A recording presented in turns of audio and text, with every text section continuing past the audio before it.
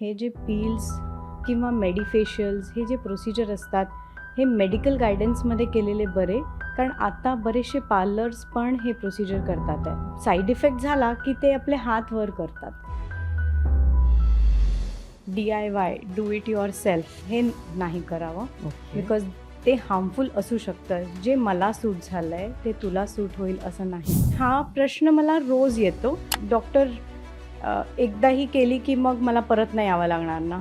अशी कुठलीही एक प्रोसिजर नाही, इवन प्लास्टिक सर्जरीही नाही की एकदा केली की झालं. तू सगळं करतेस, घर, कुटुंब, करिअर, पण स्वतःसाठी मात्र तुझ्याकडे वेळ नसतो. या सगळ्यात आयुष्याच्या प्रत्येक टप्प्यावर तुला काय हवं आहे, तुझ्या मनाला काय हवं आहे, तुझ्या शरीराला कशाची गरज आहे हे पाहणं सुद्धा तितकंच महत्त्वाचं आहे. पण तू स्वतःच्या पलीकडे असलेल्या जगाची इतकी मनापासून काळजी घेत असतेस की स्वतःसाठी मात्र तुझ्याकडे वेळच उरत नाही. म्हणूनच हा एक अत्यंत महत्त्वाचा शो मज्जा वेलनेस खास तुझ्यासाठी घेऊन आलो आहे आम्ही, तुझ्या आरोग्यासाठी तुझ्यासोबत.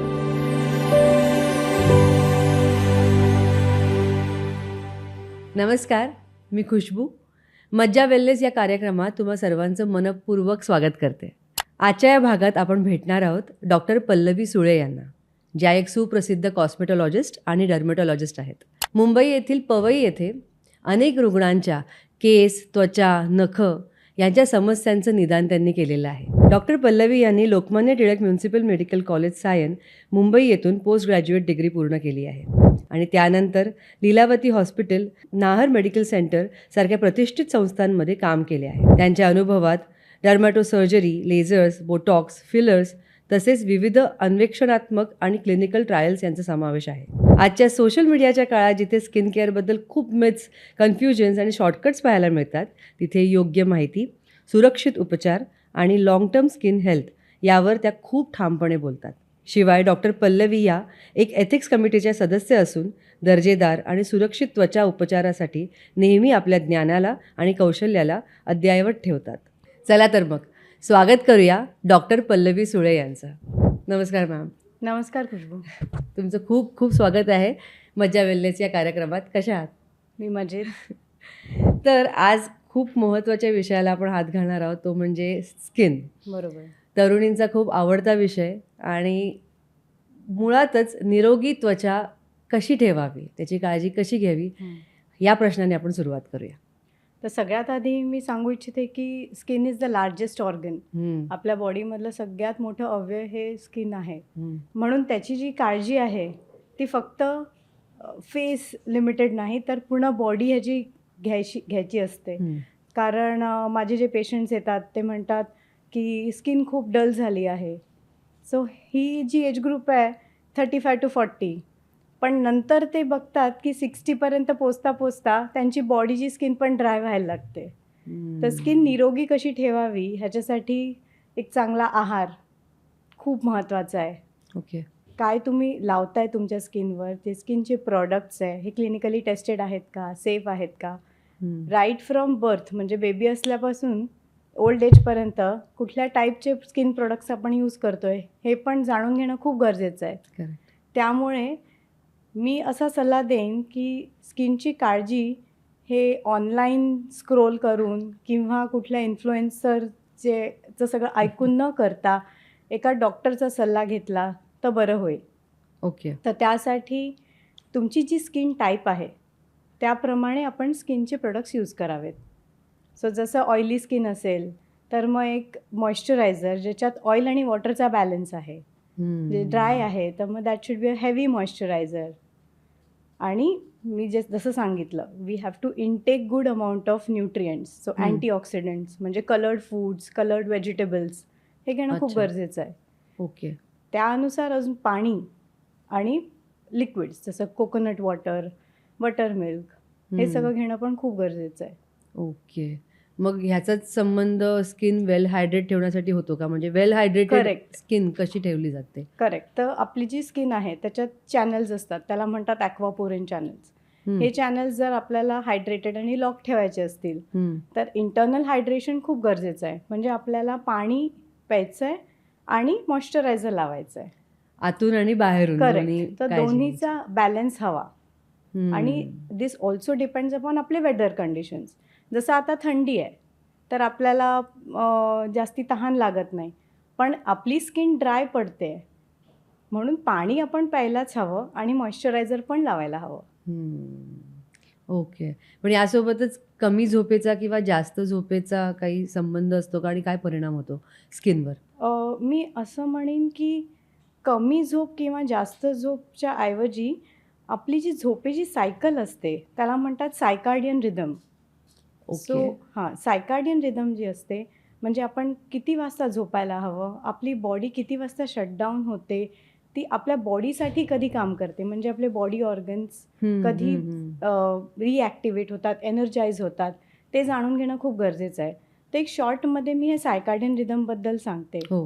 Which is very important. आता आधी आपण कसं लवकर झोपायचो, म्हणजे आपले ॲन्सिस्टर्स सनराईज आणि सनसेट त्याप्रमाणे त्यांचं फंक्शनिंग असायचं. सो सनराईज झाला की सगळी दिवसाची कामं सुरू आणि सनसेटच्या आधी त्यांचं जेवण वगैरे फिनिश आणि ते झोपायला जायचे. आता मी सगळ्या पेशंट्सला हेच सांगते, ड्यू टू अर्बनायझेशन म्हणजे इतक्या आधुनिक टेक्निक्स आल्यात, स्पेशली आपले लाईट्स. सो त्याच्यामुळे आपल्या बॉडीमध्ये एक हॉर्मोन असतो ज्याला म्हणतात melatonin. Okay. So melatonin hormone आपल्या बॉडीमध्ये स्लीप इंड्यूस करतं. म्हणजे आपल्या त्याचं क्वांटिटी वाढली की आपल्या बॉडीला समजतं आता आपल्याला झोपायचं आहे. ओके. सो ते जे नॅचरल फंक्शनिंग आहे ते आता होत नाही आहे. सो आयडियली सनसेट नंतर आपण कुठलीच ॲक्टिव्हिटी नाही केली पाहिजे, विच इज नॉट पॉसिबल. तर मी माझ्या पेशंट्सला सांगते की 10पर्यंत we should wind up, screens off, आणि आपण 10पर्यंत झोपायला हवं. 11 to 4 आपलं लिव्हर डिटॉक्सिफाय होतं. So 11 to 4 is liver detoxification time. आपला हॉर्मोन ऑर्केस्ट्रा 12पासून सुरू होतो आणि स्टेरॉइड्स असतात at the peak in the morning between 4 to 8 AM. अच्छा. सो स्टिरॉइड जे आपल्या बॉडीतले सिक्रेट होतात ते नॅचरल अँटी इन्फ्लमेटरी फॅक्टर्स असतात ज्याच्यामुळे एजिंग कमी होतं.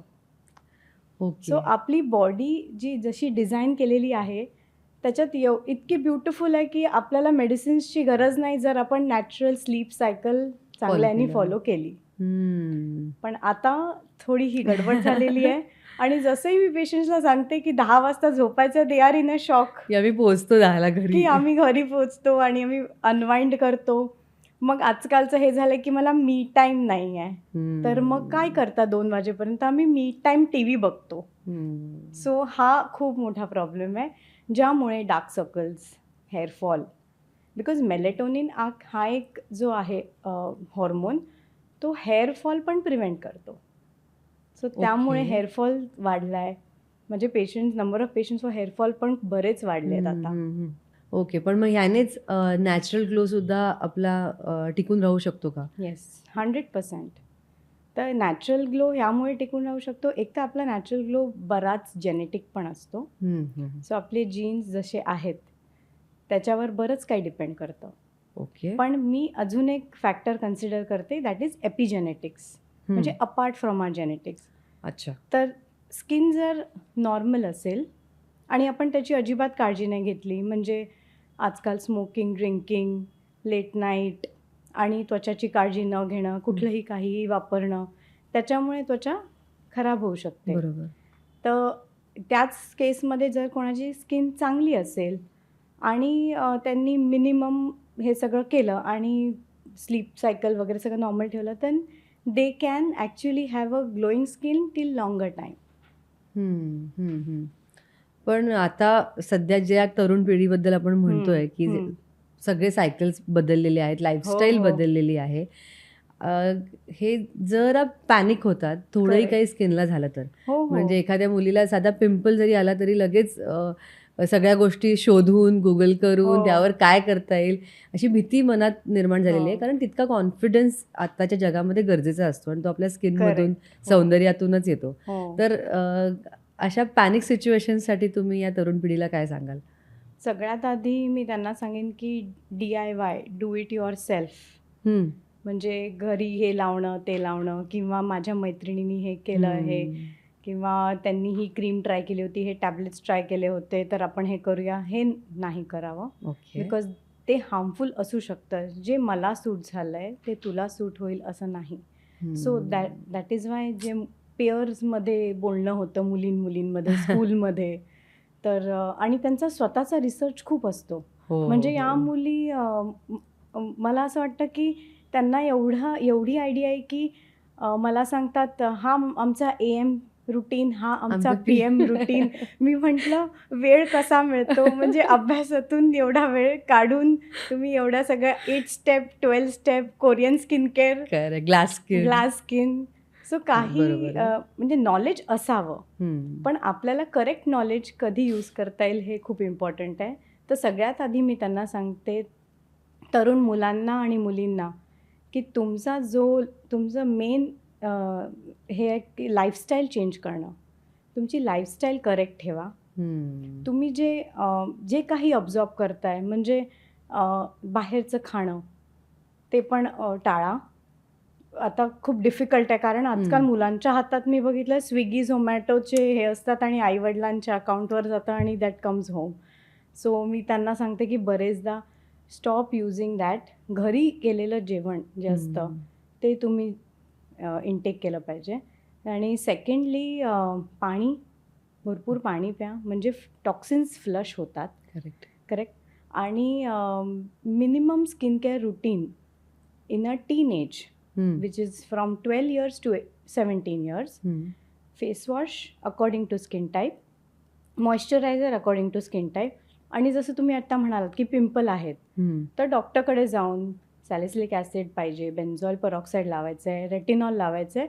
कारण प्रत्येक ॲक्नेची एक स्टेज असते, तर स्टेजेस जसे आहेत तसं डॉक्टर सांगणार आणि त्याप्रमाणे फॉलो करा.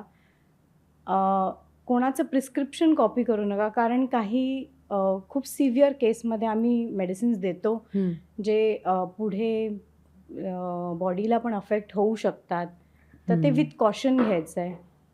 सो हेच मी तरुणांना सांगते की lifestyle is the most important thing. It will take you ahead. Correct. नाही, तुम्ही अगदी योग्य म्हणालात मगाशी की मैत्रिणींचं ऐकून किंवा एकमेकांचे ते असं केअर ऑफ स्किन केअर असं म्हणता येईल त्याला, की माझ्या मैत्रिणीने सांगितलं, मावशीने सल्ला दिला किंवा आई असं करायची त्यामुळे मी करत आले. पण याहीपेक्षा खूप सध्या इम्पॉर्टंट अशा गोष्टी चालू आहेत ज्या हे तरी स्किन केअरबद्दल आहे, पण ट्रीटमेंट्ससुद्धा कॉपी केल्या जातात. म्हणजे आपल्या एका फ्रेंड सर्कलमध्ये मैत्रिणींमध्ये एखादीने समजा एखादी स्किन ट्रीटमेंट ट्राय केली, तिने आपल्या मैत्रिणींना सांगितलं, त्याबद्दल कुतूहलाने क्युरिओसिटीने ती काय ट्रीटमेंट आहे किंवा जस्ट बिकॉज आता सध्या ते चालू आहे म्हणून ते करायचंच असतं, अशा प्रकारे काही ट्रीटमेंट्स केल्या जातात. तर त्यांना काय गायडन्स द्याल तुम्ही? त्यांना परत हाच गायडन्स देईन की हे जे ट्रीटमेंट्स आहेत ह्याच्यात आम्ही ॲसिड्स यूज करतो. सो त्याचे एक पर्सेंटेज असतं, ते कॅलिब्रेटेड असतं. जर रॉ यूज केलं तर स्किन बर्न होऊ शकते, का स्किनचं बॅरियर कम्प्लिटली ब्रेक होऊ शकतं, ज्याला परत रिपेअर करणं खूप डिफिकल्ट आहे. आणि दुसरं मी अजून सांगेन की हे जे पील्स किंवा मेडिफेशियल्स हे जे प्रोसिजर असतात हे मेडिकल गायडन्समध्ये केलेले बरे, कारण आता बरेचसे पार्लर्स पण हे प्रोसिजर करतात आहे. तर त्यामुळे काय झालं आहे, साईड इफेक्ट झाला की ते आपले हात वर करतात आणि मग ॲज अ डॉक्टर आम्हाला ट्रीट करायला खूप वेळ लागतो. आणि ते तरुण पिढी असो किंवा अगदी टू बी ब्राईड असो, ते थोडे अँक्शियस असतात की आम्हाला रिझल्ट कधी मिळणार, आणि त्यामुळे करणारा पण खूप ॲग्रेसिव्हली करतो. आणि हे ॲसिड्स आहेत ह्याच्याने स्किन बर्न होऊ शकते आणि that can cause permanent damage. म्हणजे बरेचसे केसेस आहेत ज्याच्यात ट्रायक्लोरोॲसिटिक ॲसिड म्हणून एक पील करतो आम्ही, which is brilliant for pigmentation, पण ते जर करेक्टली केलं नाही तर स्किन ग्राफ्टिंगपर्यंत पण करावं लागलं आहे पेशंट्सचं. आणि यंग पेशंट बिटवीन 25 to 30. नाही, ऑफकोर्स आम्ही मज्जा वेलनेसमधून हेच सांगतो सगळ्यांना की एक्सपर्टचा सल्ला कायम महत्त्वाचा असतो. तुम्ही स्वतः काही गोष्टी किंवा 4 जणांनी सांगितलेल्या गोष्टी फॉलो करू नका. पण बऱ्याच जणींना याबद्दल माहिती नाही आहे की एखादी ट्रीटमेंट एकदा केली की झालं असं वाटतं बायकांना. हे खरं आहे का? मी ह्याच्यासाठी म्हणजे हा प्रश्न मला रोज येतो की डॉक्टर एकदाही केली की मग मला परत नाही यावं लागणार ना. तर मी त्यांना हेच सांगते की सपोज तुम्हाला 10 किलो वजन कमी करायचं आहे, ओके. हम्म. आता तुम्ही हा डाएट फॉलो केला आणि त्याच्यानंतर तुमचे झाले 10 किलो 15 किलो जे आहेत and you are very happy. आता तुम्ही त्या हॅपीनेसमध्ये काहीही खायला लागलात तर यू विल गेन वेट, बरोबर. राईट. हां. तर तुम्ही ही ट्रीटमेंट एकदा करावी की दोनदा करावी डिपेंड्स ऑन कुठली ट्रीटमेंट करताय, ओके. तर काही काही ट्रीटमेंट असतात ज्या मंथली कराव्या लागतात, काही ट्रीटमेंट असतात ज्या टार्गेट बेस्ड आहे. म्हणजे पिंपल आहे तोपर्यंत मी पील करणार, पिंपल गेले की मी होम केअर रेमेडीज आणि तुम्हाला काळजी होम घेणार. केअर ट्रीटमेंट देणार आणि तुम्ही घरी करा. काही ट्रीटमेंट असतात ज्याला 2-3 वर्षांनी रिपीट करायचं असतं, जसं आमचं फिलर्स आहेत किंवा थ्रेड लिफ्ट आहे. So those are a little advance procedures. Okay. So तसं आहे. आता अशी कुठलीही एक प्रोसिजर नाही, इवन प्लास्टिक सर्जरीही नाही की एकदा केली की झालं. बिकॉज एजिंग हे अच्छा. कंटिन्युअस प्रोसेस आहे. देवानी आपल्याला एक एन्झाईम दिली आहे जी आपल्याला एज करते डे इन डे आउट. आणि जर आपण जर आपल्या फेसची बॉडीची काळजी घेतली नाही तर ageing will keep continuing at a faster rate. तर एक मी ट्रीटमेंट तुम्हाला सांगू नाही शकत जी केली आणि झाली असं म्हणजे नाहीच आहे. हां, म्हणजे स्त्रियांनाही माहिती असायला हवं की ते मेंटेनन्स असतो. करेक्ट. जर तुम्ही ते करायला लागला तर त्या मेंटेन कराव्या लागतील गोष्टी. पण याचबरोबर या ट्रीटमेंटमध्ये सौंदर्यासाठीच या ट्रीटमेंट केल्या जातात की आरोग्यविषयक काही यामध्ये दृष्टिकोन असतो? एक आपण म्हणतो मेडिकल लाईन ऑफ मॅनेजमेंट आणि एक आपण कॉस्मेटिक म्हणू शकतो. असं Okay. ब्रॉड क्लासिफिकेशन सांगते ॲज पर माय पर्स्पेक्टिव्ह. म्हणजे कोणाला जर टॅटू असेल, आता तो टॅटू नको असेल तर त्याची ट्रीटमेंट 2-3 सिटिंग 5-6 डिपेंड्स ऑन टॅटूइंग केली की झालं, संपलं. मग ओके. तुम्हाला पुढे फक्त सनस्क्रीन लावून मेंटेन करायचं आहे, राईट. तर ती अशी ट्रीटमेंट आहे की एकदा केली आणि झालं. ओके. हां, म्हणजे टार्गेट ओरिएंटेड. Target oriented. आता जर आपल्याला आपली स्किन नॅचरली चांगली दिसायला हवी आणि ग्लो पाहिजे, तर कसं आहे आता फिमेल्समध्ये कसं सायकल्स चेंज होतात. तर फर्स्ट 14 डेजमध्ये इस्ट्रोजन फेज, मग प्रोजेस्ट्रॉन फेज. तर त्यामध्ये जे शिफ्ट होतं तेव्हा पण डलनेस वगैरे दिसून येतो, स्पेशली मेनोपॉझल अँड पेरीमेनोपॉझल वुमेनमध्ये. तर त्यासाठी योग्य आहार तर घ्यायचाच आणि स्किन केअर रुटीन हे डॉक्टरला विचारून तुम्ही चेंज करू शकता. म्हणजे या फेजमध्ये काय लावावं आणि दुसऱ्या फेजमध्ये काय लावावं. सो ते खूप इम्पॉर्टंट आहे.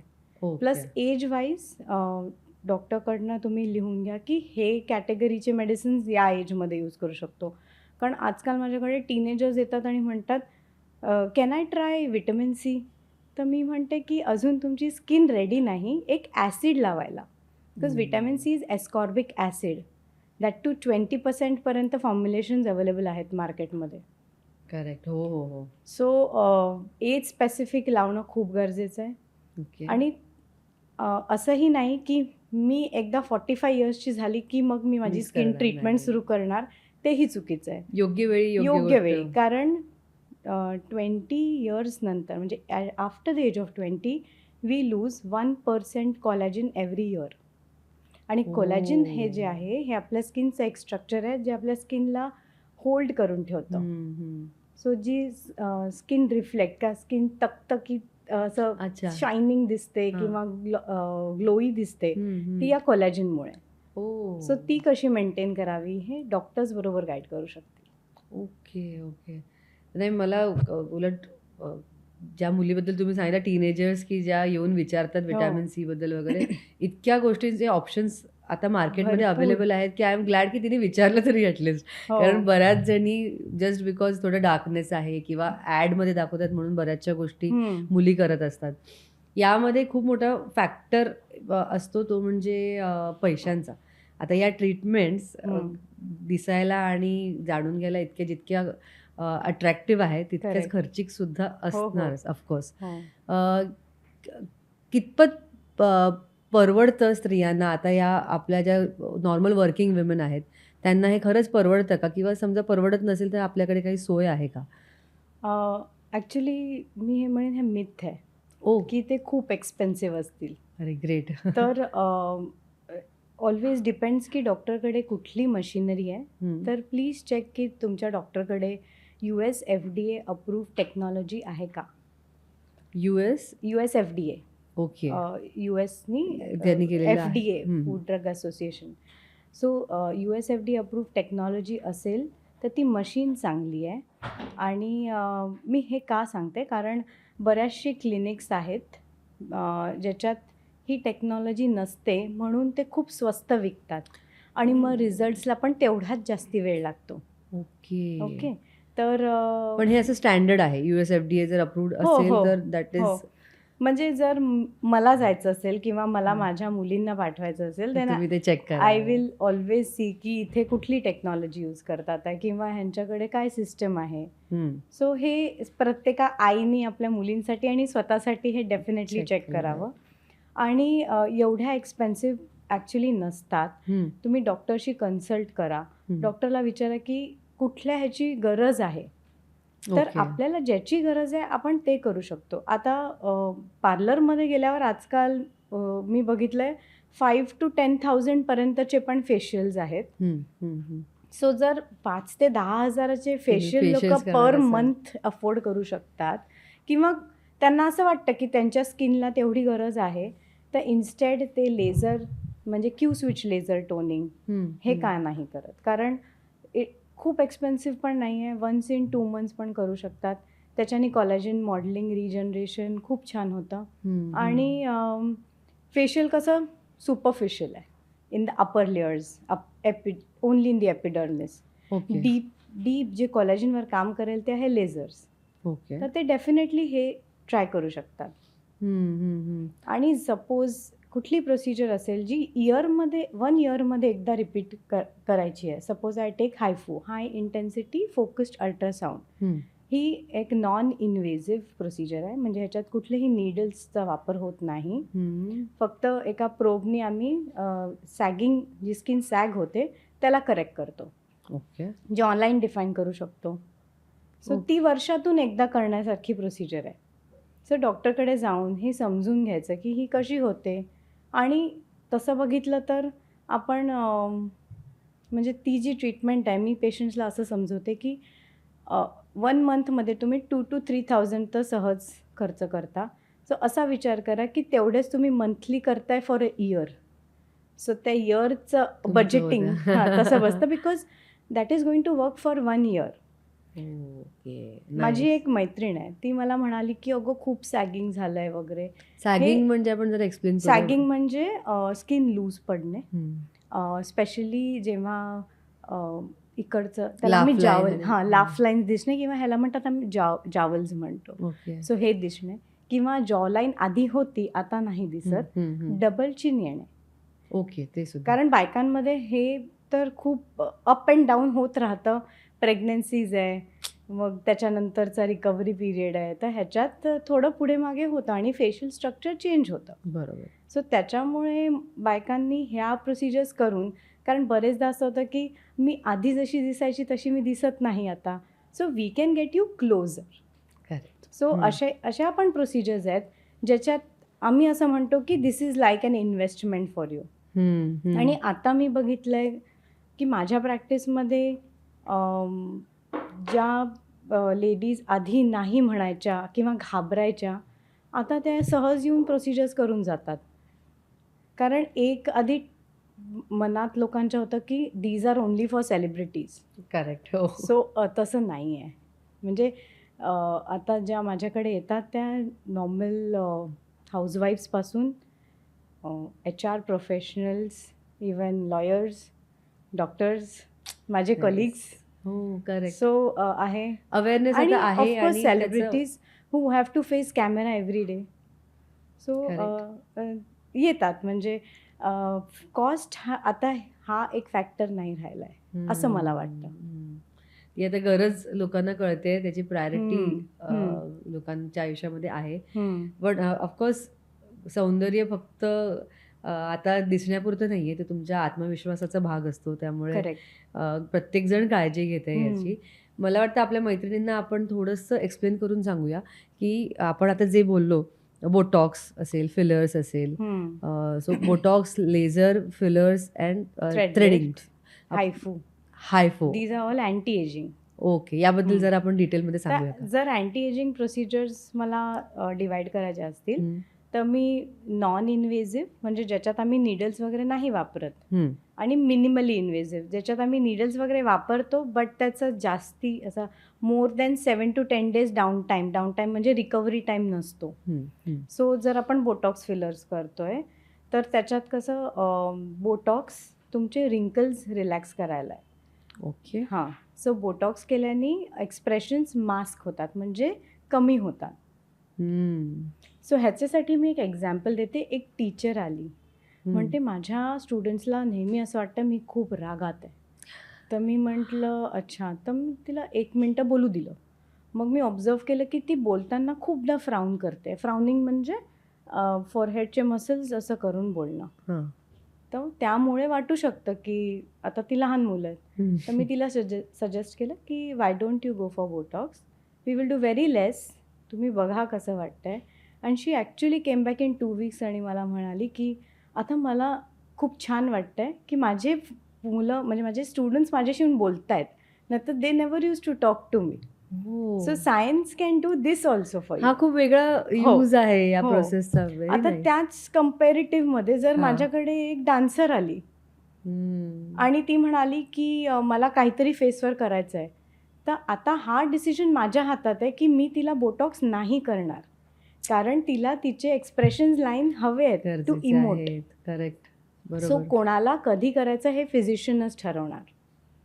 So right use of the procedure. Okay. आता we will go to fillers. Fillers म्हणजे प्रीफिल्ड सिरिंजेस असतात, त्याच्यात हायल्युरॉनिक ॲसिड असतं. ओके. आपल्या बॉडीमध्ये हायल्युरॉनिक ॲसिड असतं वेन वी आर बॉर्न. तर ते हळूहळू कमी होतं बिकॉज ऑफ एजिंग. तर आता डार्क सर्कल्स येणं आणि लाफ लाईन्स येणं, परत सॅगिंग होणं, कोणाकोणाची चिन खूप शॉर्ट असते आणि मोस्टली इंडियन्समध्ये 2 प्रॉब्लेम आहेत, एक तर डार्क सर्कल आणि एक चिन खूप शॉर्ट असणं. हे नवीन ऐकते मी. कारण एस्थेटिक्समध्ये there is a rule of 1/3. Okay. 1/3 same असलं हवं. So if you oh. See many celebrities are now trying to achieve 1/3. सो माझ्याकडे सगळ्यात जास्ती पेशंट्स येतात फॉर अंडर आय, लिप आणि चिन. ओके. सो त्याच्यात पण गायडन्स इज व्हेरी इम्पॉर्टंट की तुमच्या फेसला काय खूप चांगलं मोठा दिसेल डिसिजन आहे हा. किंवा काय नाही. पण द ब्युटी ऑफ फिलर जर तुम्ही केलं आणि तुम्हाला नाही आवडलं तर एक एन्झाईम आहे हायल्युरॉनिडेज जी हायल्युरॉनिक ॲसिडला नष्ट करते. So you can dissolve it. म्हणजे तुम्ही कधीही डिझॉल्व्ह करू शकता फिलर्स. आणि ते किती दिवसांसाठी असतं हा सो इफेक्ट? फिलरची लॉन्जिटिव्हिटी म्हणजे किती ते राहतील तुमच्या फेसवर डिपेंड्स अपॉन किती म्हणजे we will say in scientific language की त्याचं क्रॉस लिंकिंग काय आहे. सो ते त्याचं टाईटली बाउंड किती आहेत त्याचं फायब्रिल्स. सो जर ती जास्ती असेल तर तो हेवी फिलर असेल तर 2 वर्षापर्यंत टिकतो. तर तो लाईट फिलर असेल जसं लिपमध्ये. सो लिपमध्ये मी हेवी नाही देऊ शकत कारण लिपमध्ये हेवी दिला तर लिप हलताना पूर्ण असं वाटेल की दगड ठेवलाय. So something that will keep the lip mobile. तर त्याच्यात आम्ही लाईट फिलर टाकतो जो 1 वर्षात जातो. Okay okay okay okay. आणि हळूहळू जेव्हा मी फिलर करतो तर फिलरचं कन्झम्पशन पण कमी होतं बॉडीमध्ये. सो जर मी आता यावर्षी 1 ml फिलर टाकलाय सो नॉट नेसेसरी की नेक्स्ट इयर पेशंटला 1च लागेल. बट पेशंटचं मेटाबॉलिझम जर खूप फास्ट आहे, थायरॉइड पेशंट आहे, हायपर थायरॉइडिझम, तर ते फिलर लवकर लवकर बॉडीतून निघून जाईल. ओ, असं पण आहे सगळे कनेक्शन्स. आणि फिलरमध्ये किंवा हायल्युरॉनिक ॲसिडमध्ये एक अजून सब एंटिटी आहे त्याला म्हणतात skin boosters. Okay. So skin boosters hyaluronic ॲसिडचेच असतात. ते स्किन टेक्स्चर इम्प्रूव्हमेंटसाठी हेल्प करतात. So that will help in hydrating म्हणजे ते कंटिन्युअस हायड्रेशन देत राहणार आणि स्किन टवटवीत दिसणार. सो हे मॅक्सिमम माझे पेशंट्स असतात ब्राईड्स, ग्रूम्स. आणि ह्याच्यात एक अजून आहे त्याला म्हणतो आम्ही प्रोफायलो. तर प्रोफायलो रिस्ट्रक्चरिंग एजंट म्हणजे हळूहळू जसं आपली स्किन एज होते आहे त्याच्यातले सेल्स कमी होतात आहे तर प्रोफायलो इंजेक्ट केल्यानंतर परत सगळं रिबिल्ड होणार. So it is like reverse ageing. So खूपच छान कॉन्सेप्ट आहे हा. Now will come to threads. Yes. So thread is actually सुई धागा. मी पेशंटला याच लँग्वेजमध्ये पण सांगते की मी थ्रेड लिफ्ट करणार म्हणजे तुमचे सगळे जे लिगामेंट्स असतात त्याला हळूहळू ड्रेप करून लिफ्ट करणार वरती. So we enter with from vectors आणि आम्ही त्याला लिफ्ट करतो. म्हणजे जॉ लाईन लिफ्ट होते, तुमचा निझोलेबियल लिफ्ट होतो. हो. आणि ते थ्रेड आतमध्ये डिझॉल्व्ह होतात in a Great. Years time आणि Okay. 1.5 वर्षापर्यंत इफेक्ट असतो. ओके. मग परत करायचं असेल तर परतही करू शकतो.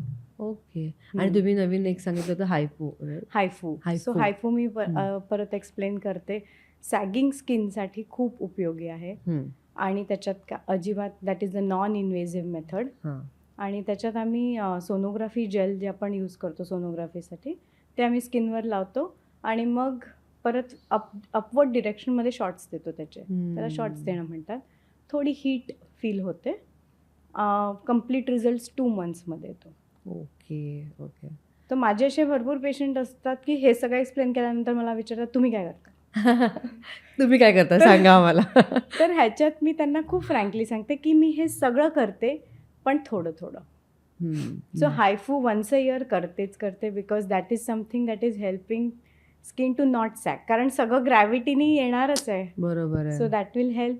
आणि Q switch laser toning skin क्वालिटीमध्ये हेल्प करतं. स्किन बूस्टर स्किन क्वालिटीमध्ये हेल्प करते.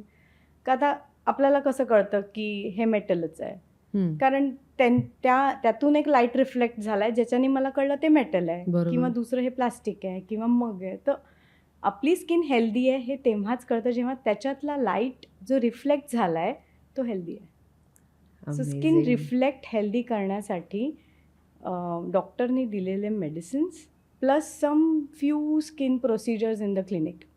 कमाल. ओके.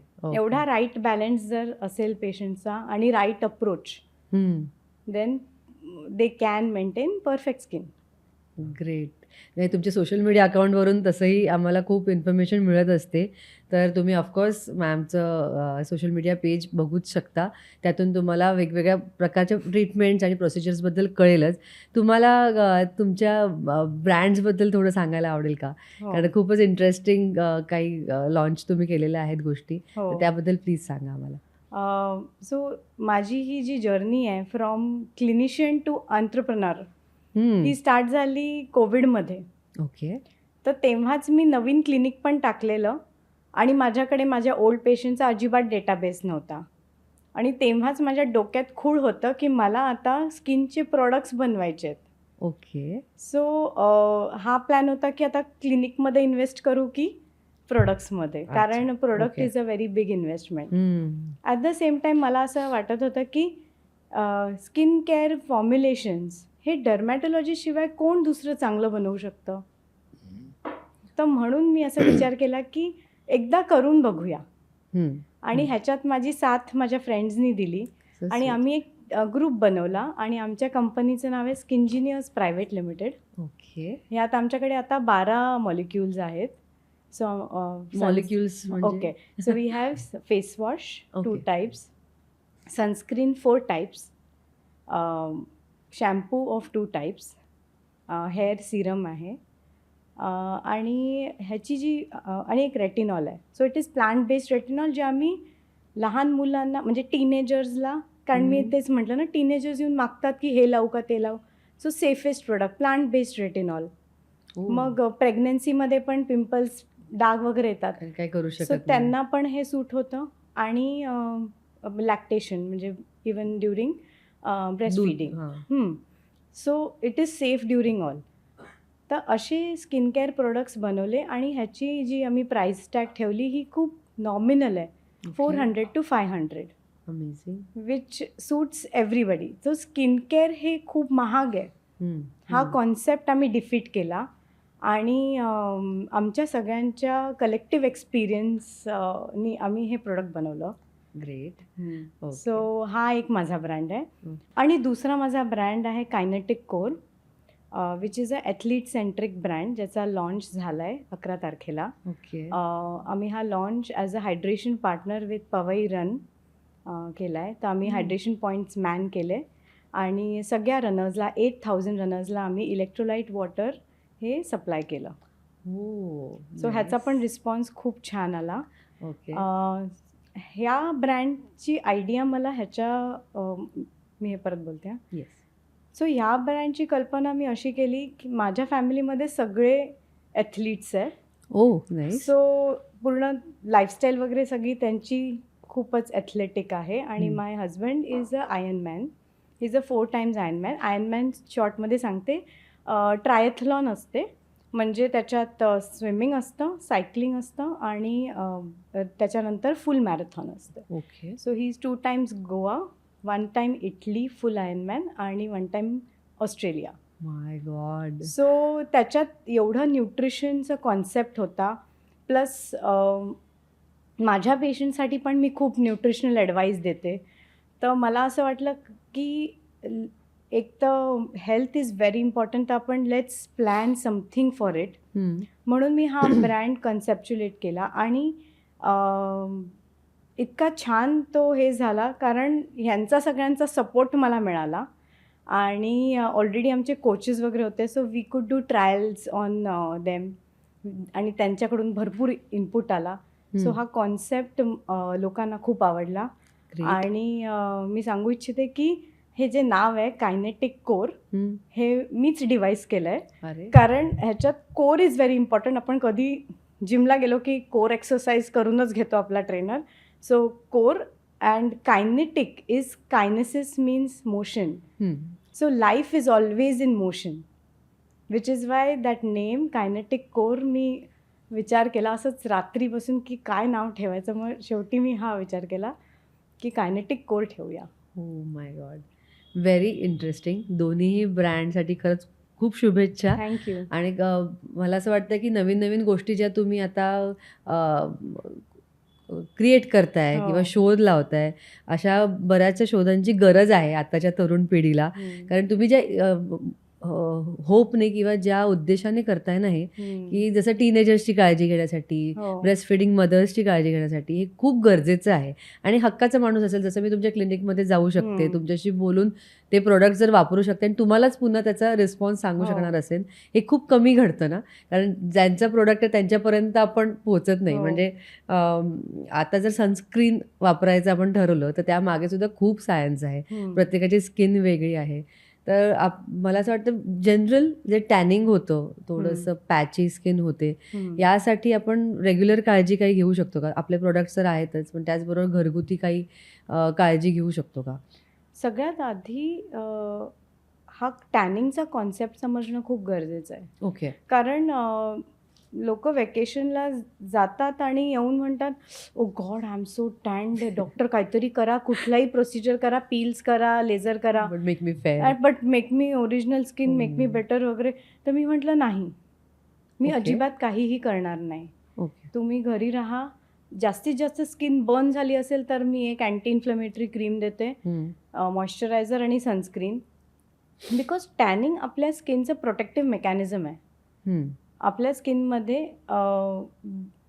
मेलॅनिनचा कंटेंट वाढतो आणि त्यामुळे पिगमेंट तयार होतो आणि स्किन प्रोटेक्ट होते फ्रॉम बर्निंग. आता एक्स्ट्रीमच हीट असेल तर किंवा सन असेल, UV असेल तर बर्न होते स्किन. मग त्याच्यासाठी ॲक्च्युअल ट्रीटमेंट वगैरे देऊन मी त्यांना ट्रीट करते. बट केमिकल पील करणं म्हणजे ऑलरेडी जी स्किन बर्न झाली आहे किंवा बर्न होणारच होती आणि ती टॅनिंगमुळे वाचली, त्याच्यावर मी अजून पील वगैरे लावून त्याला अजून बॅरियर त्याचं ब्रेक करू शकत नाही. So I send them home.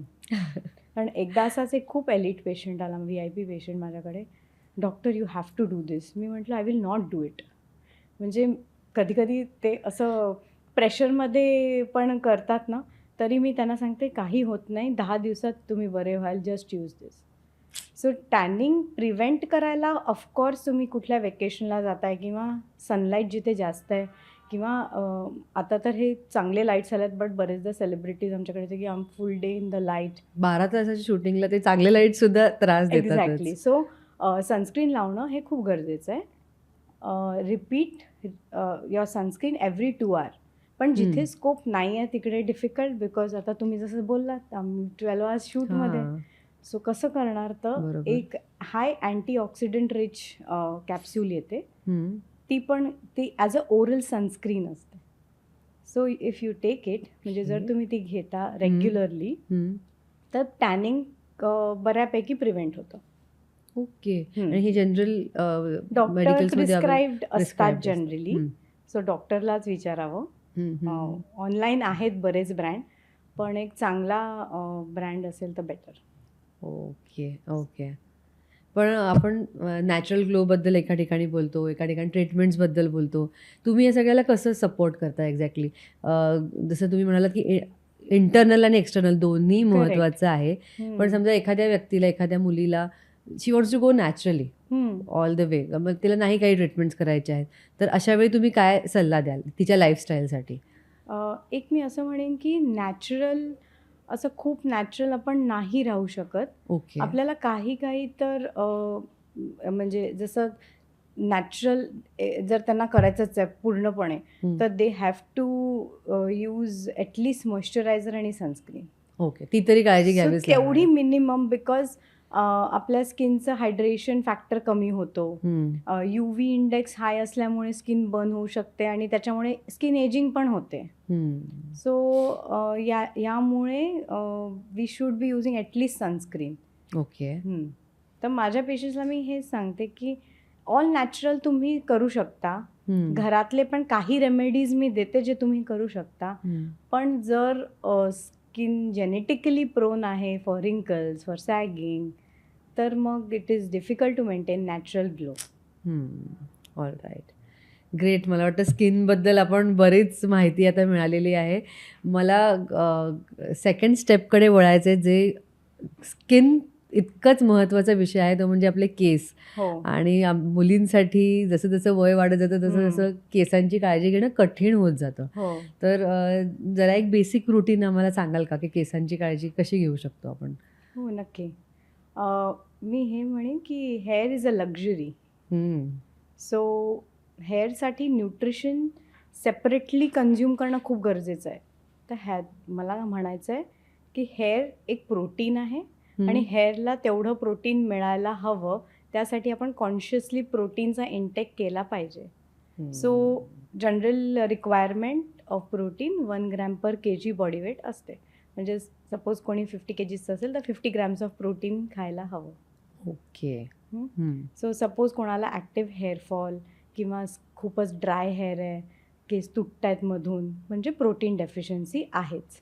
त्याच्याबरोबर कुठले विटॅमिन्सची डेफिशियन्सी असेल तर ती पण कॉम्पन्सेट करावी लागेल. Okay.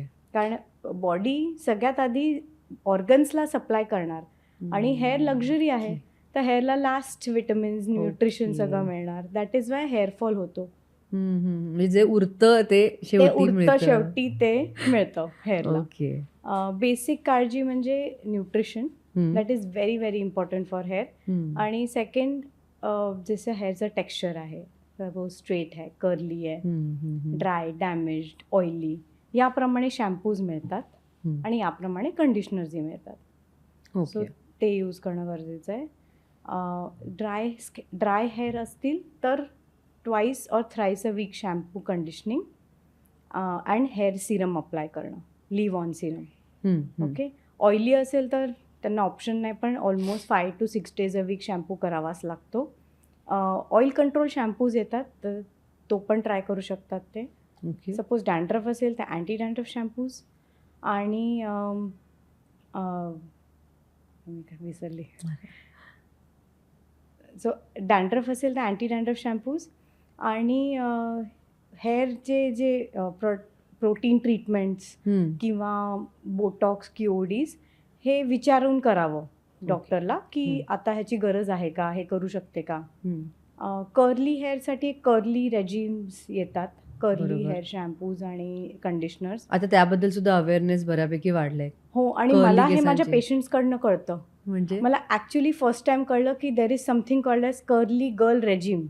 O yes, it is there. म्हणजे ह्याला झाले अजून 3-4 वर्ष झाले. पण मी म्हटलं हे काय आहे. Oh doctor, you don't know, I will tell you. म्हटलं ओके, सांगा. वेगळा कोंब आहे, तो वेगळा कोंब आहे आणि मग ते काय स्क्रंचिंग करतात आणि ते रोज कोंब नाही करायचे. नाही. तर आता त्यांच्या आया माझ्याकडे येतात त्या टीनेजर्सच्या, ही केस नाही विंचरत, ही तेल नाही लावत. तर ते खूप Nice. कठीण आहे. हम्म. सो असे पण केसेस आहेत. तर कर्लीसाठी वेगळं रेजिम आहे, ते त्यांनी फॉलो करावं. हम्म. आणि ड्राय डॅमेज्ड हेअर असतील तर हीट प्रोटेक्टर लावूनच स्ट्रेटनिंग किंवा कर्लिंग एजंट्स ते करावेत.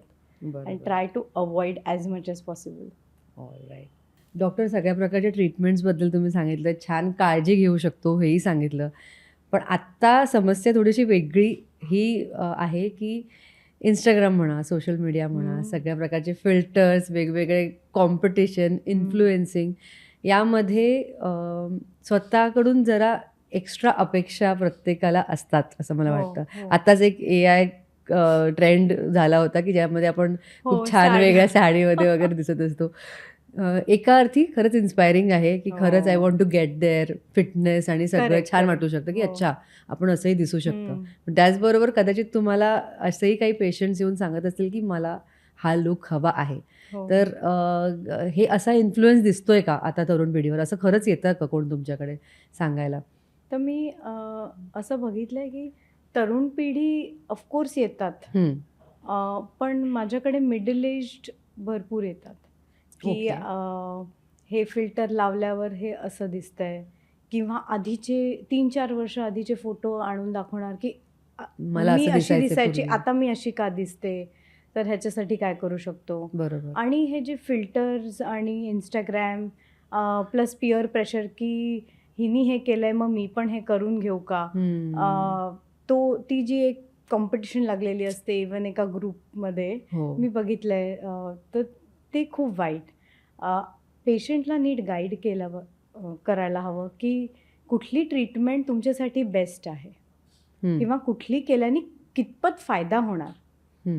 सो ते खूप इम्पॉर्टंट आहे आणि हे पेशंटनीही समजायला समजून हवं. घेतलं पाहिजे. ते समजतच नाही, कारण आम्हाला ते एवढे प्रेशराईज करतात की काही पेशंट्स तर मला येऊन सांगतात 2 युनिट तिकडे द्या बोटॉक्स, 2 इथे द्या, 4. तर मी म्हणते हे घ्या आणि तुम्हीच करा. स्वतःच करा.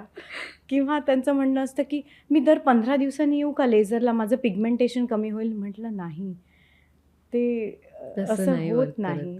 त्याचे साईड इफेक्ट्स होतात आणि you will not look yourself. So basically you are a masterpiece and you have to look yourself. You have to be confident in your own skin. Absolutely. हे खूप खूप गरजेचं आहे. म्हणजे तो जो एक कॉन्फिडन्स आहे तो काही एक तर मी बघते बऱ्याच मदर्समध्ये कमी झालेला असतो. कारण पूर्ण दिवस तेच करणं आणि सडनली कुठे बाहेर जाताना अरे मी तर 5 इयर्स बॅक मी अशी दिसायची, किंवा मला हे सूट व्हायचं, माझा कलर डल झाला आहे. तर काही वस्तू आम्ही करेक्ट करू शकतो, बट ॲज पर एस्थेटिक्स आम्ही बरंच काही आहे जे नाही करू शकत. पण कोणाला मी ब्लंटली नाही पण म्हणत नाही. करेक्ट. जेवढं मी करू शकते तेवढं मी करते. कुठलाही पेशंट मला फोर्स करू शकत नाही, कारण मी त्यांचं ऐकत नाही. ॲब्सोल्युटली. आणि मी नाही पण यासाठी तेच योग्य आहे. कारण बऱ्याच टीनेजर्स पण येतात माझ्याकडे.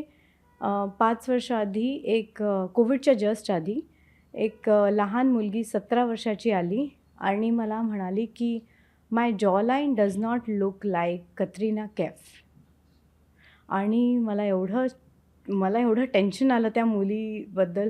मी म्हटलं तुझे आईवडील कुठे आहेत? नाही, मी एकटीच आली आहे, हे बघा क्रेडिट कार्ड दिलं आहे, तर तुम्हाला जे करायचं आहे करा. मी म्हटलं तू 17 इयर्सची आहे, मी करणार नाही, तू तुझ्या आईवडिलांना घेऊन ये आणि मग आपण त्यांच्याशी बोलू, ठरवू आणि करू. सो ह्याच्यात मला मला असं वाटतं की त्या मुलीला मी ब्लंटली नाही म्हटलं, पण ती कुठेतरी जाईल, कोणीतरी आणि ती करून घेणार, कारण तिच्या डोक्यात ते बसलंय. सो थोडं पालकांनी आपल्या मुलांना बघावं की ते कुठले रील्स बघतात आणि ते काय फिल्टर्स लावतात आणि ते कुठले फोटोज काढतात, आणि त्याप्रमाणे त्यांना थोडं सांगत राहावं की युअर फेस विल चेंज. 18 नंतर वेगळा, 25 नंतर वेगळा, आणि you should embrace the change. म्हणजे तुम्हाला जे चेंजेस बॉडीमध्ये नॅचरली होतात आहे ते होऊ देत.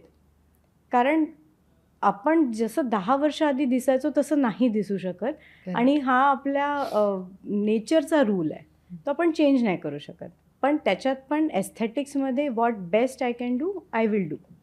करेक्ट. नाही, ॲब्सोल्युटली. तुम्ही जे उदाहरण म्हणाला तोच माझा नेक्स्ट प्रश्न होता, की असं तुम्ही केलंय का किंवा असं एखादी केस स्टडी तुमच्याकडे आहे का ज्यामध्ये एखाद्या मुलीने येऊन सांगितलं की मला दीपिका पादुकोणसारखं दिसायचंय आणि ते पॉसिबल करता येतं का किंवा असं झालंय का यापूर्वी? नाही.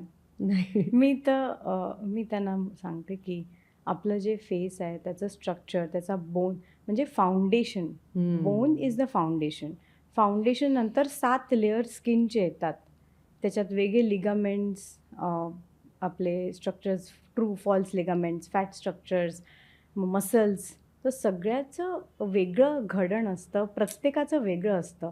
तर करेक्ट. त्यामुळे एखादा लुक मी देऊ शकते की बाबा मे बी स्माईल किंवा लिप्स आपण सेम करू शकतो, पण ते लिप्स तुमच्या फेसला सूट होतीलच ह्याचं गॅरंटी मी घेणार नाही मग. सो मी त्यांना सांगते तुम्ही एक काम करा, सेलिब्रिटीचा फोटो नका दाखवू, तुमचाच 5 किंवा 10 वर्ष आधीचा फोटो दाखवा.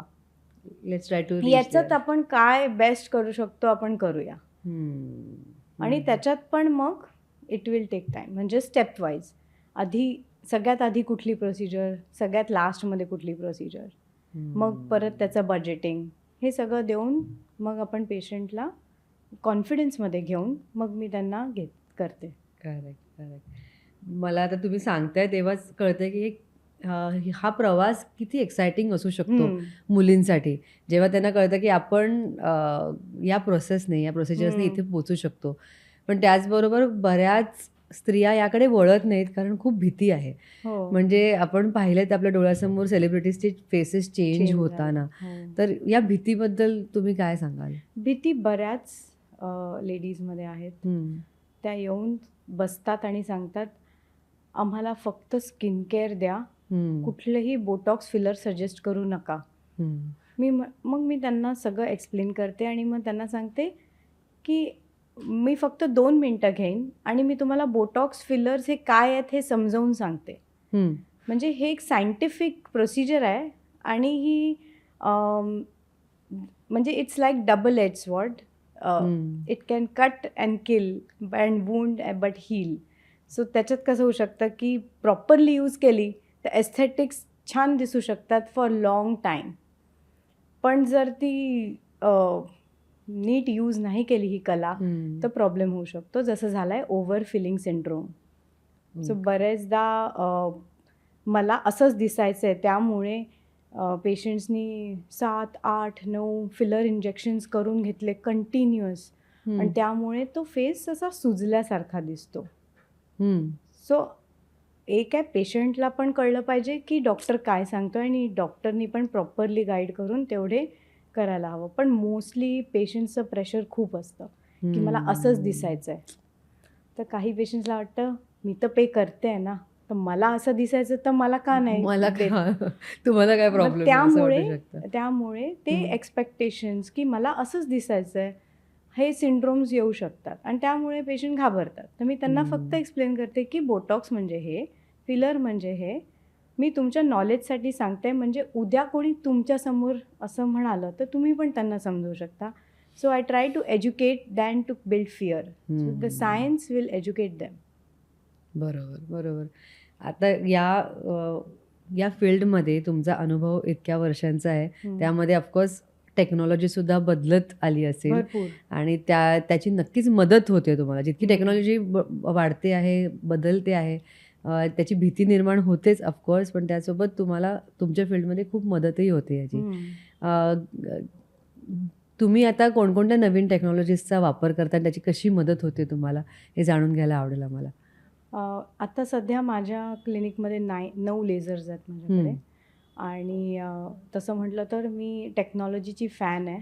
ओके. म्हणजे एखाद वेळेस मी माझ्यासाठी गाडी नाही घेणार, पण मी क्लिनिकसाठी एखादं लेझर वगैरे घेत राहणार. तर ज्या टेक्नॉलॉजीज स्किनमध्ये, हेअरमध्ये इम्प्रूव्हमेंट आणू शकतात आणि अजून काय न्यूज आहे मार्केटमध्ये जे नॉन इन्व्हेजिव्ह, म्हणजे ज्याच्यात निडल्सचं फिअर आपण पेशंट्सला न देता कमीत कमी पेन देऊन बेस्ट रिझल्ट देऊ शकतो, त्या सगळ्या टेक्नॉलॉजीज मी इंट्रोड्यूस करायचा प्रयत्न करते. ओके. सो सगळ्यात आधी एक क्यू स्विच लेझर आहे, तसंच एक पिको लेझर असतं, फ्रॅक्शनल लेझर. तर फ्रॅक्शनल लेझर ॲक्ने स्कार्स, पिंपल्सचे जे खड्डे येतात फेसवर त्याच्यासाठी यूज होतो.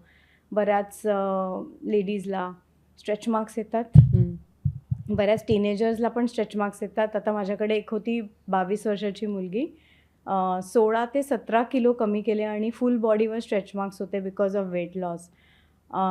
तिचं बऱ्यापैकी आम्ही लेझर करून तिचे स्ट्रेच मार्क्स कमी केले because she is very young आणि तिला पुढे पण जे काय तिचं करिअर आहे सगळ्याच्यात तिला हेल्प होईल.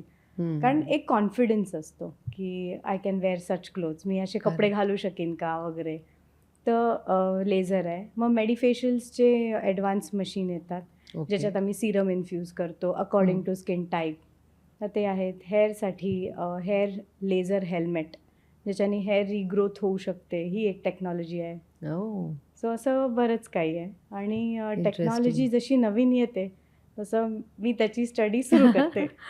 कमाल. आम्हाला आणि असेच डॉक्टर्स हवे आहेत जे नवीन नवीन टेक्नॉलॉजी आमच्यापर्यंत पोहोचवू शकतात. मॅम, तुमच्या इतक्या वर्षाच्या कारकिर्दीत तुम्हाला वेगवेगळे पेशंट्स भेटले असतील, खूप चांगले अनुभव आले असतील. असा काही इन्स्पायरिंग अनुभव तुम्हाला शेअर करायला आवडेल का? असे तर प्रत्येक पेशंटकडून मला अनुभव येतातच. म्हणजे मोस्टली मला खूप शिकायला मिळतं त्यांच्याकडून, की काय मी करावं आणि काय नाही करावं. सो एक माझी पेशंट आहे ज्याच्यात माझं थोडं पुढे मागे झालेलं, पण तिने एवढं शांतपणे सगळं म्हणजे ओके, इट्स ओके डॉक्टर. म्हणजे तेव्हा मी खूप यंग प्रॅक्टिसमध्ये होती, 7-8 इयर्सच्या प्रॅक्टिसमध्ये होती. So maybe half of that माझं हे टेन्युअर. आणि ती म्हणाली it's okay, you wait, nothing will happen वगैरे. म्हणजे मला समजवते. मी म्हटलं वा किती छान.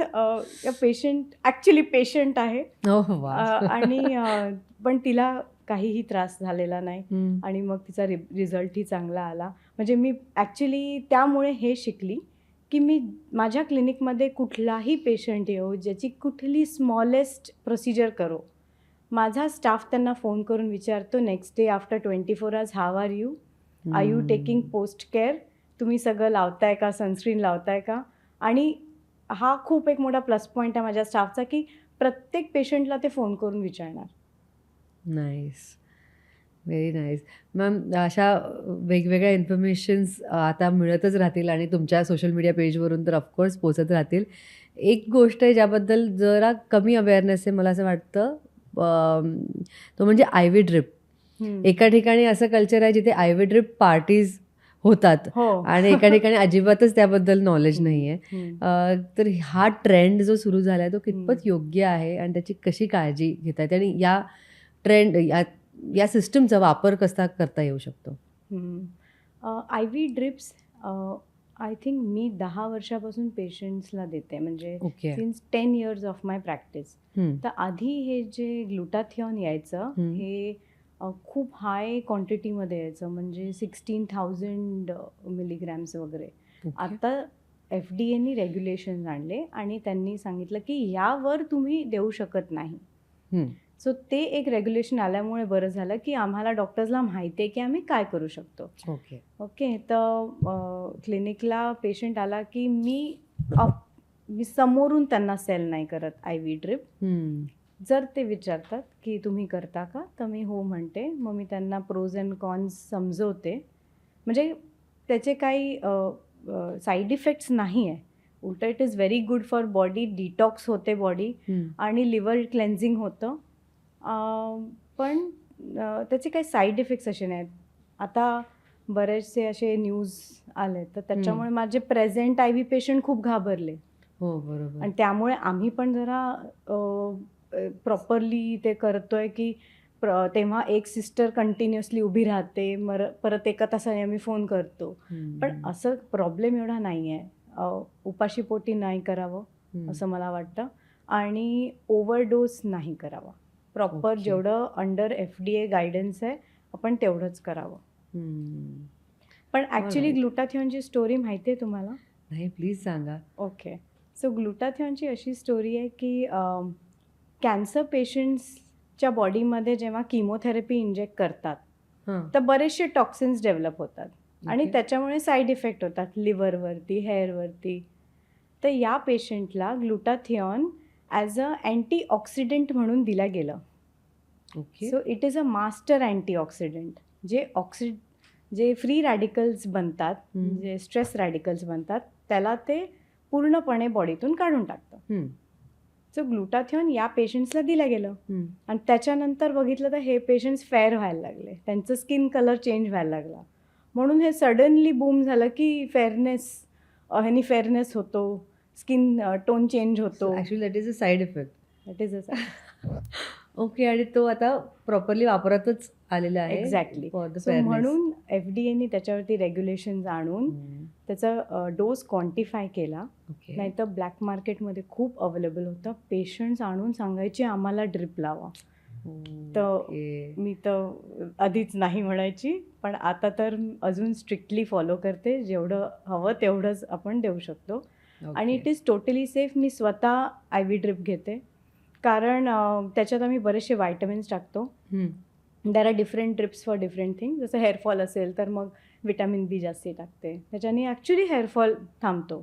आणि मी बघितलं आहे माय पर्सनल एक्सपिरियन्स की हेअरची लेंथ पण 2 आठवड्यात 3 आठवड्यात फटाफट वाढायला लागते. सो कारण त्याच्यात टॅबलेट्स आपल्या कसं स्टमकमध्ये जातात, मग ते अब्झॉर्व व्हायला वेळ लागतो. तर हे डायरेक्ट आपल्या सिस्टममध्ये जाऊन ते बायपास मेटाबॉलिझममध्ये नाही जाऊन ते डायरेक्टली अब्झॉर्ब होतं. सो त्याच्यामुळे मॅक्सिमम अब्झॉर्प्शन ऑफ व्हायटमिन्स होतं. Interesting. So it is very good. त्याचे Amazing. घाबरायची गरज नाही. सर्टिफाईड डॉक्टरकडे जाऊन केलं तर इट्स बेस्ट. मॅम खरंच म्हणजे खरंच एक्सपर्टशी बोलल्यानंतर बऱ्याचशा गोष्टींवरती प्रकाश पडतो आणि छान नॉलेज मिळतं, त्यामुळे भीती कमी होते. हो. मुळात ती खरंच खूप जमेची बाजू आहे. आपल्या या शोचा शेवटचा सेगमेंट आहे जो आहे मिथ्स. Yes. सो बरेचसे मिथ्स आहेत आपल्या फील्डबद्दल, मेडिकल टर्म्सबद्दल, तर आपण त्याबद्दल बोलणार आहोत. त्यातलं काय खरं खोटं ते तुम्ही प्लीज आम्हाला सांगा. शुअर. मिथ नंबर 1, महाग क्रीम म्हणजे चांगली क्रीम. नाही. तुमच्या मी ब्रँडने already ऑलरेडी सांगितलं की खोटं ठरवलेलं आमचं आहे. प्राइसिंग इतकं डिसेंट आहे की पेशंट हसता हसता घेतात आणि त्याचे काही साईड इफेक्ट्स वगैरे नाही. कुठलीही क्रीम किंवा सिरम घेताना लेबल वाचणं खूप गरजेचं आहे. त्याची एक्सपायरी डेट बघणं खूप गरजेचं आहे आणि प्रत्येक प्रोडक्टची 2 एक्सपायरी डेट असतात. ओके. हां. सो एक एक्सपायरी डेट जेव्हा आपण घेतो तर तिथे लिहिलं असतं की डेट, मंथ आणि इयर. आणि एक एक्सपायरी डेट असते जसं सिरम्स किंवा ॲक्टिव्ससाठी. ॲक्टिव्स म्हणजे vitamin C, salicylic acid, retinols. ह्याच्यासाठी एक एक्सपायरी डेट असते, म्हणजे ओपन केल्यानंतर किती महिन्यात त्याचं पोटेन्सी कमी होते किंवा ते यूज करू शकत नाही किंवा यूज नाही करावं, तर that is 1 more expiry date. आणि हे मी माझ्या इंस्टाग्रामवर सांगितलेलं आहे. ओके. आणि हे बरेच लोकांना नाही माहिती. आता ते काय करतात, घेतात 6 महिने ठेवतात, उघडतात 6 महिने ठेवतात आणि मग म्हणतात I already have at home, परत नका लिहून देऊ. मी म्हटलं कधी उघडलेलं, डार्क प्लेसमध्ये ठेवलं की नाही. So how to protect your cream ते नाही केलं तर मग विटॅमिन C खराब होतं आणि मग परत त्रास. बरोबर. ठीक आहे. मिथ नंबर 2, घरगुती उपाय पूर्णपणे सेफ असतात. नाही. नाही. घरगुती उपाय करणं खूप चांगलं असतं, बट आता नॅचरल प्रोडक्ट्स मिळत नाही. जसं आधी हळद जशी मिळायची, आता इट इज अडल्ट्रेटेड. तर त्याच्यामुळे साईड इफेक्ट्स होऊ शकतात. काही लोक टूथपेस्ट लावतात, काही लोक जर मोल असेल किंवा टॅग असेल, स्किन टॅग, चामखीळ असेल, त्याला काय घोड्याचा केस लावून बांधून येतात. तर ह्याच्यामुळे इन्फेक्शन्स होऊ शकतात. आणि आता कसं आपलं फूड आणि फ्रूट्स, ग्रेन्स हे पण नॅचरल राहिलेलं नाही पूर्ण, ह्याच्यात पण पेस्टिसाइड्स वगैरे आहेतच. तसंच आपल्या एन्व्हायरमेंटमध्ये खूप मायक्रो ऑर्गॅनिझम्स आहेत. सो हे जे नॅचरल आपण म्हणतो ते टोटली सेफ नाही. ओके. ओके. मिथ क्रमांक 3, पिंपल्स फक्त टीनेजर्सना येतात. नाही. ॲडल्ट ॲक्ने हा खूप मोठा सेगमेंट आहे. माझ्याकडे भरपूर पेशंट्स येतात, मेल, फिमेल्स, अबाव 18 ऑल्सो. पुरुषांना सुद्धा हा त्रास पुरुषांना हा त्रास आहे. आणि पोल्युशन, स्मोकिंग, अल्कोहॉल हे मोस्ट कॉमन फॅक्टर्स आहे मेनमध्ये. आणि सगळ्यात म्हणजे मी जेव्हा त्यांना विचारते तुम्ही काय करता, काय नाही, साबणाने फेस धुतो. सो त्यांच्यात थोडी आता ही निर्माण व्हायला लागली की हे नॉलेज त्यांना मिळतंय की मी फेस वॉश लावतो. हां, आणि टीनेजर मुलं भरपूर येतात की मी काय लावायला हवं, आणि एकदम एक्सायटेड असतात की कसं करायचं, स्किन केअर काय करायची, आणि स्वतःच्या आईला सांगतात सी मी सांगितलेलं, हे बघ हे करायचं असतं. म्हणजे ठीक आहे. ग्रेट. ओके. मिथ क्रमांक 4, केस कापले किंवा ट्रिम केले की जाड होतात. जाड नाही होत, ते हेल्दी दिसतात ट्रिम कट केल्यावर. केल्यामुळे. हां, कारण आता जे एंड झालेत ते जुने केस आहेत, म्हणजे ओल्ड हेअर आहे, आणि ट्रिम केले की त्यांना थोडा बाउन्स येतो, ते थोडे डेन्स वाटतात. आणि जर हेअरफॉल होत असेल तर हेअरफॉलचा व्हॉल्यूम कमी दिसतो कारण लेंथ कमी झाली. बरोबर. तर हेअर कट केल्याने हेअरची हेल्थ चांगली राहू शकते.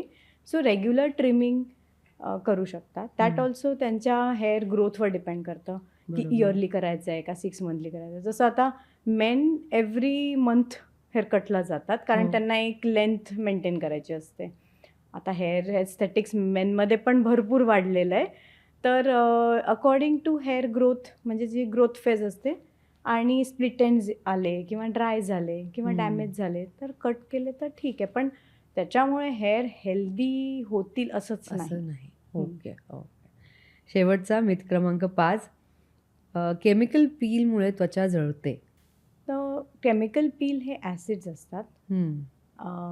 ॲसिड्स जर प्रॉपरली टायट्रेटेड, म्हणजे त्याचं पर्सेंटेज जर प्रॉपरली डिफाईंड नसेल, किंवा ते क्रूड पील असतील, म्हणजे आता कसं ग्लायकॉलिक ॲसिडची पावडर पण मिळते, सो ते अल्कोहोलमध्ये डिझॉल्व करून ती बनते, म्हणजे तो पण पील बनला, पण ते किती पर्सेंटेज नाही कळलं, सो त्याच्याने आपली स्किन जळू शकते. सो प्रॉपर डॉक्टर ज्यांच्याकडे पील्स प्रॉपरली प्रोक्युअर करून प्रॉपर स्टोरेज करतात, तर तसं असेल तर पील्स आर व्हेरी सेफ. आता सिम्पल एक्झाम्पल इज आपलं लिंबू. लिंबू is lemon, ascorbic acid, vitamin C.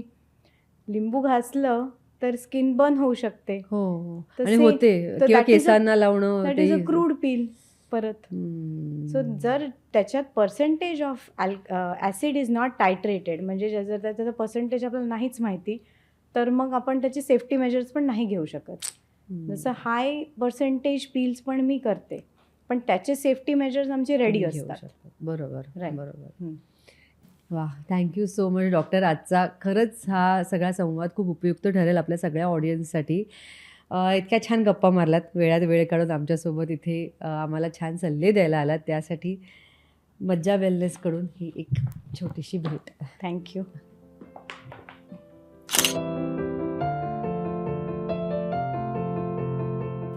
Thank you so much मला इथे बोलवलं. आणि माझा फेवरेट टॉपिक असतो की नॉलेज शेअरिंग. आपण जेवढं सगळ्यांना आपल्या प्रोफेशनबद्दल आपल्याकडे जे नॉलेज आहे ते दिलं, तर त्याच्यामुळे खूप अवेअरनेस स्प्रेड होतो. आणि या चॅनलला बघणारे सगळ्या आया, सगळ्या वुमन एंटरप्रेन्योर, सगळ्यांना मी हा सल्ला देईन की आपल्या स्किनची खूप खूप काळजी घ्या. आणि ऑफकोर्स हेअर केअर पण खूप इम्पॉर्टंट आहे.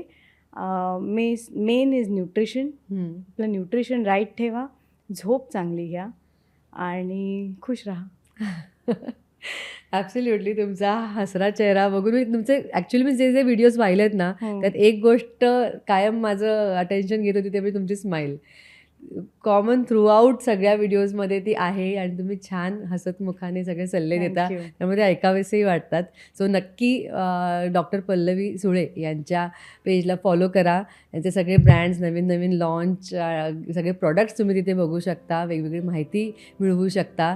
आजचा हा एपिसोड कसा वाटला हे आम्हाला कमेंट्समध्ये नक्की सांगा.